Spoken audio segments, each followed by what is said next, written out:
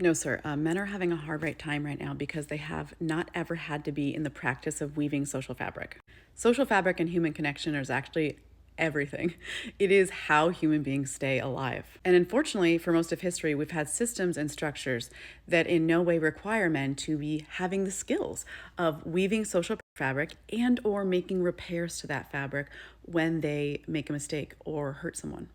And many of the structures that we've had in the past insulate men from facing the consequences of their own actions because human connection is forced through forms of oppression. Now, I'm not sure why you'd want that. In my mind, I would never, and under any circumstances, want someone to be forced to be connected with me. I would know at my core that that connection was inauthentic.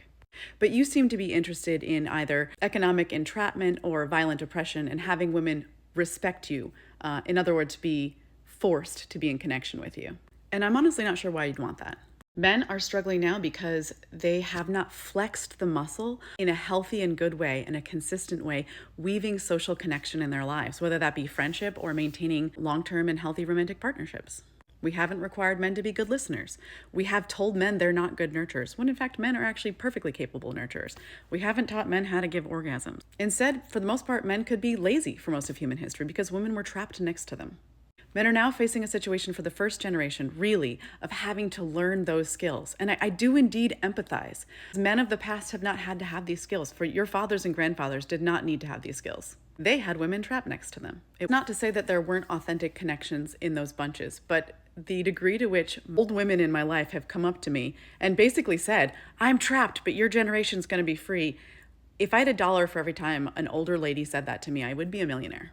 What's interesting to me here as well is that you seem to want respect to be unconditional.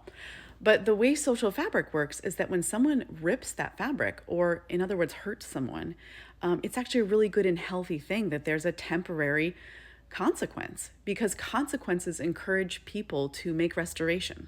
Men are not inherently worse at human connection. In fact, I think they're human beings built for connection. But just like any other skill, it must be practiced. And men have not been required to practice. Men who are practicing this, men who are nurturing their communities, being good listeners, making repair to relationships and to community when they do harm, those men are thriving. They're doing all right.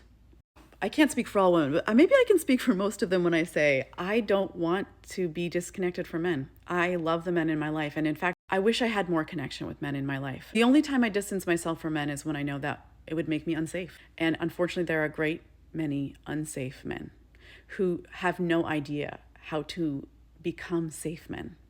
And as a result, they experience isolation and disconnection.